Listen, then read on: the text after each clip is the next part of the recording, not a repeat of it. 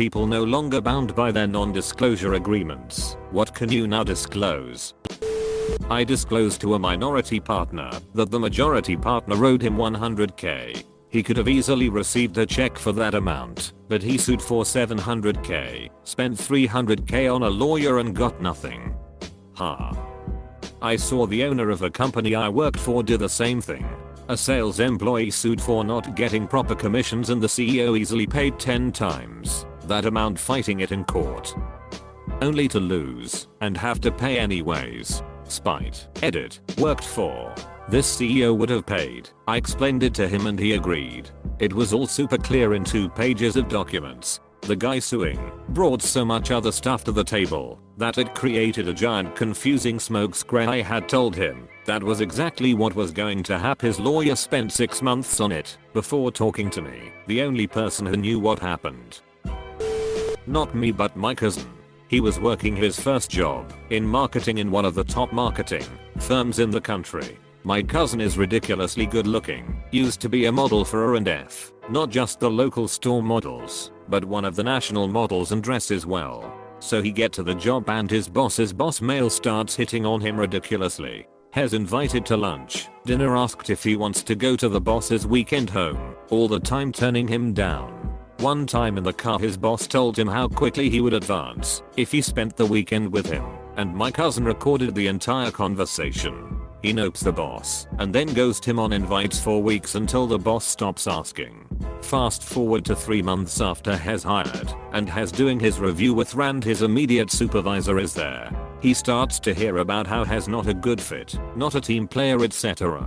They let him know they were terminating him and he grabbed the paperwork they wanted him to sign and put it in his pocket. Then he pulled out his phone and played his boss's recording. After he was done, he looked at their manager and asked if she had anything to say. They both left the room acting shell-shocked, and he stayed there in the conference until their manager came back an hour later. She put her boss on the conference line and they started telling him it was illegal to record private conversations. They would file charges, etc.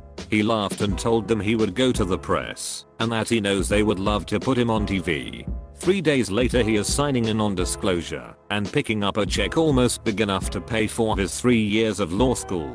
For anyone wondering, no, the guy who harassed him was not fired and he has since been promoted again by the company. My best friend worked at a roadside attraction near Chattanooga, Tennessee, called Ruby Falls. There's something else called Ruby Falls elsewhere in the country. It's supposedly a waterfall inside a cave. Of course, the trail to the cave is redone with all sorts of rock brought in from around the world. I think they've owned up to that part now. But the waterfall itself is barely a trickle naturally, and then only in the wetter season. They've run a pipe up there to supplement the falls, hidden by cracks and crevices and cemented over, and powered by a pump off to the side, which you can't hear when the water is splashing down from 100 feet overhead. It's 99% from the city of Chattanooga or maybe Lookout Mountain municipal water supply. Of course, with such a wet area, old electrical wires going back to the Great Depression, and 300 feet underground, it sputters, or shorts out, and stops every now and then. The first rule in the falls room is make everybody leave immediately if the power goes out, not for safety, but because the fable agreed upon will be shown as fake. The book you're reading might only be a bestseller because the author had enough money to buy thousands and thousands of copies, have them shipped to a warehouse for storage, and eventually destroyed. It's not an NDA, it's a secrecy agreement with Dodd that elapsed after 25 years. I worked as a programmer for the US Air Force on the global USAF budget in 1979 through early 1981. There was a period of time after Reagan became a leading candidate, but before he won the election or took office. Jimmy Carter was a lame duck president, and many senior officers really hated him. During this time, the USAF had flown the B-1. Not the B-1A, not the B-1B, this was when it was just the B-1.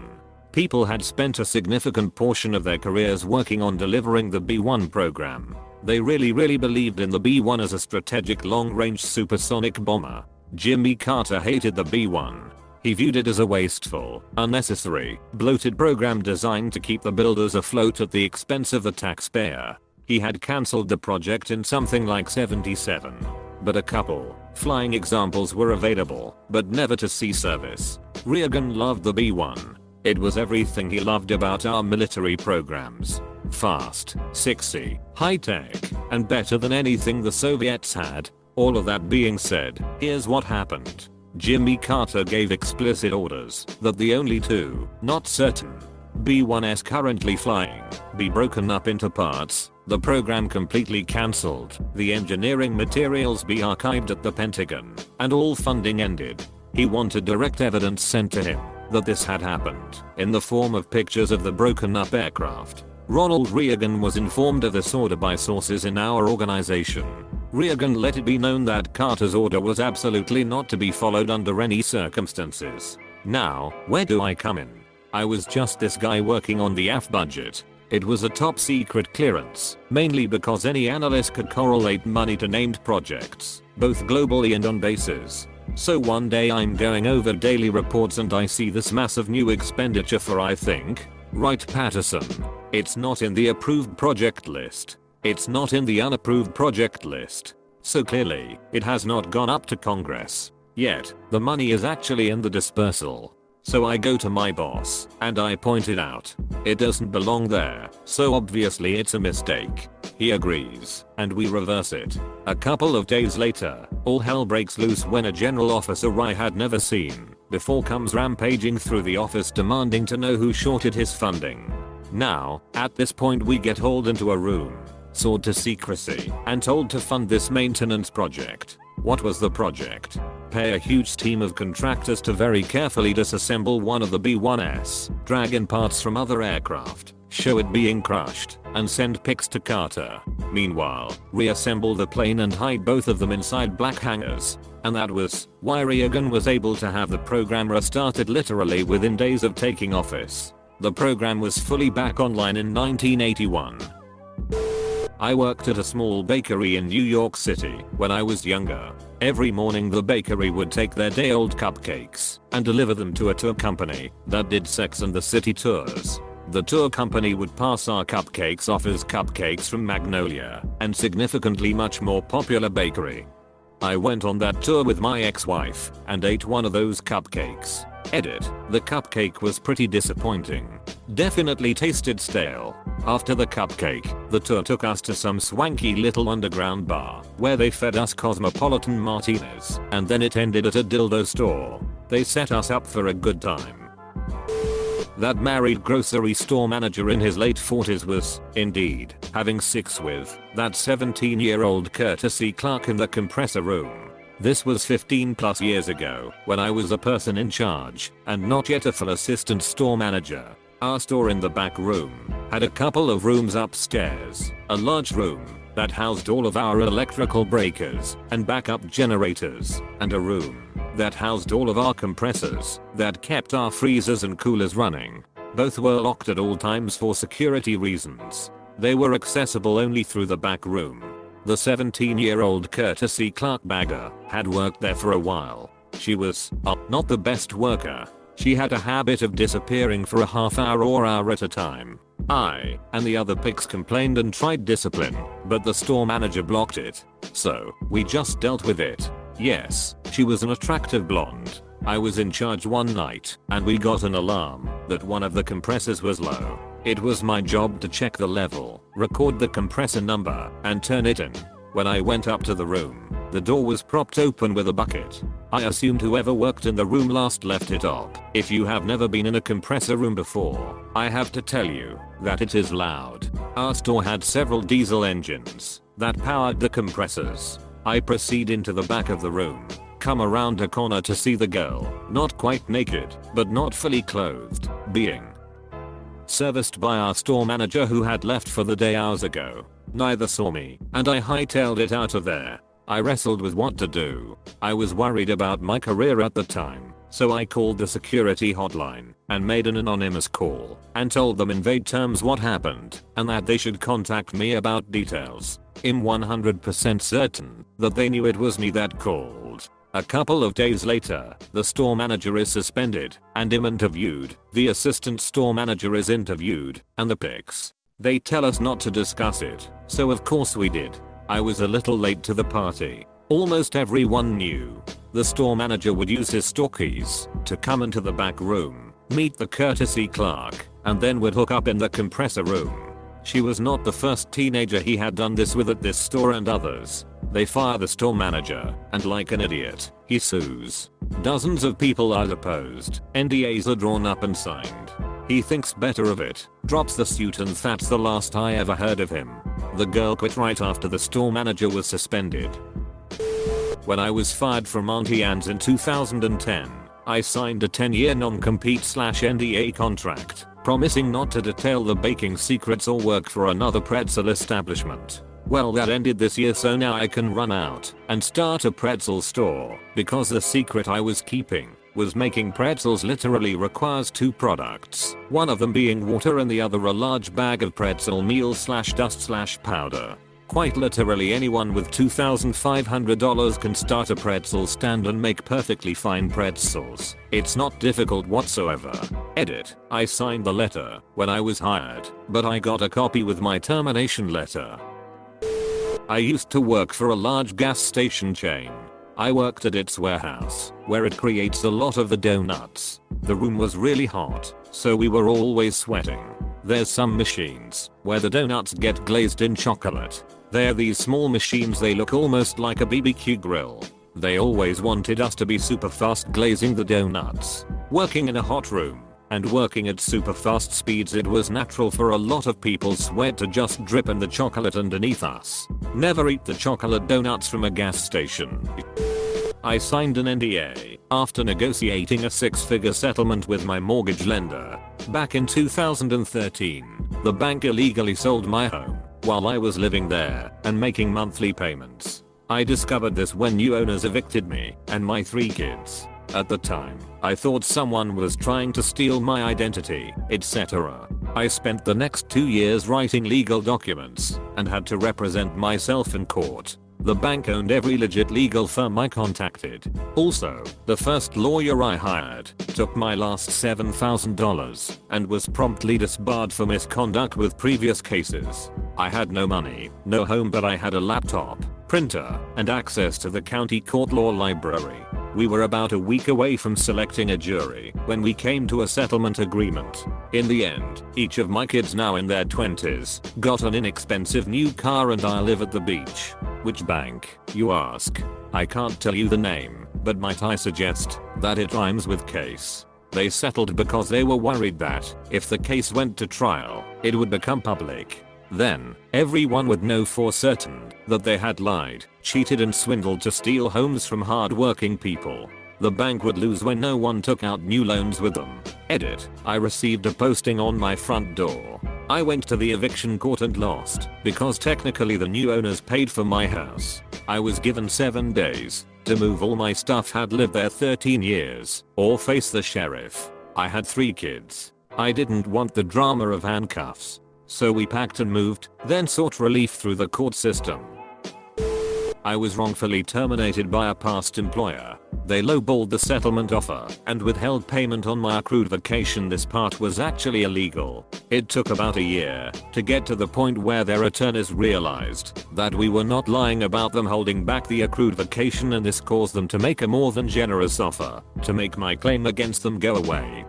That sounds like my brother-in-law. After 8 years and doubling sales of the branch he was responsible for, a couple of guys from head office walked him out with cause. The last year on record at the time was also their biggest year by about 10%. They sent him an offer on a Friday night and said they needed it signed by Monday morning. Someone in their head office forgot that you can't bullshit a bullshitter. He ended up suing and winning way more than the pittance they offered. A couple months later, 2.5 days before Christmas, they walked me out the door. Worst part was I was almost on holidays for a week. Had they not gotten me before Christmas, the calendar year would have changed over, and I would have been entitled to profit sharing. FCK AMI. I was a contractor for NASA. I still fully support the agency, but I was extremely bugged when I learned that each separate NASA centree G. JPL, Kennedy, American Englishes. Goddard hides many of its inventions and breakthroughs from the other centers, so that when HQ is ready to assign a big mission and a lot of dollars to one center, they have a better chance to compete over the others. Look what we invented. American Englishes can't do this over there. Give us the next moon orbiter. The downside is that there is a ton of reinvention and duplicated efforts going on. Sometimes years of work go down the drain when another center does the same thing faster. My perspective was, you all work for NASA. Share knowledge, collaborate. I was frequently ordered to tone down anything revealing when speaking to other centers. People won't believe how old-fashioned its systems are behind big online shops, etc. Like anyone with decent IT skills would be able to crack them. Some of them are 30 years old command liners that are only in place because everything got built around them and have never been replaced. I had to sign an NDA to be cast in a pretty big movie this year with a bunch of Marvel people. I know literally nothing of any value to everyone. All I did was dress up and stand out in the snow, staying perfectly still and freezing my ass off next to Tom Holland for a week. Be careful if your pet needs specific shampoo supplied by a Petson at Artie Graham's Ming Salon. Last I worked there, they weren't letting us order anything, and we had to try to track down shampoos from other stores before they'd let us buy anything. Meaning if your dog needed hypoallergenic shampoo or you were paying for an expensive upgrade, it's very possible that some of the products were unavailable. Oftentimes we would have the Furminator shampoo but no conditioner, and the conditioner is what reduces the shedding, so we'd just have to use regular dog conditioner. We couldn't stop selling these packages because that's what they base our performance on. I was considered a bad salon leader cause I wouldn't push these products we didn't have.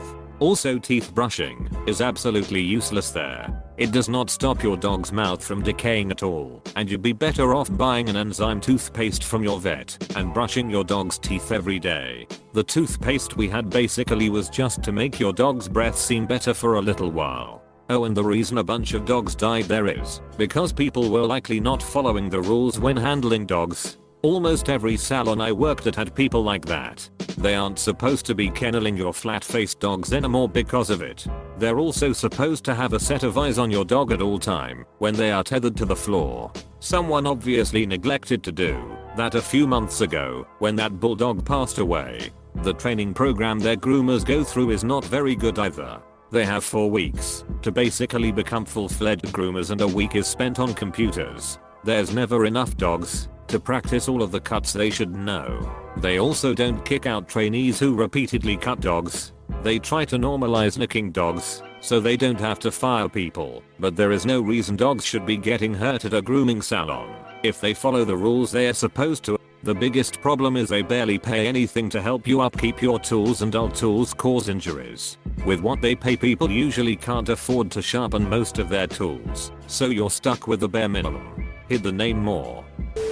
We reused buffet-style food served in a cafeteria that was supposed to compost and record as waste. The health inspector says anything that's left open buffet style and serve yourself can't be taken back and repurposed because it's not monitored and could be cross-contaminated or many other things. Nobody should ever eat buffet style if avoidable, FYI. But the Fortune 500 company I worked for was unhappy about the money they were losing by composting the food, so they make us keep it and reserve it later. Or repurpose it into soup or casserole or something.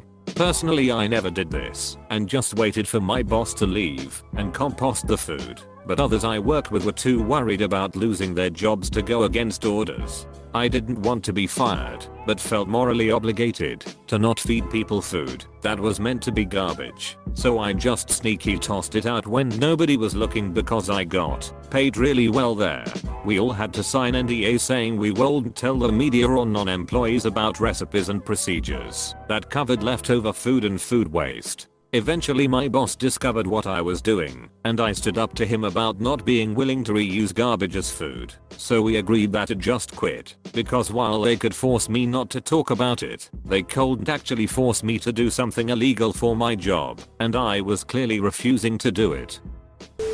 I was once an IT contractor for a now defunct bureau within the Department of the Interior during the event Deepwater Horizon disaster.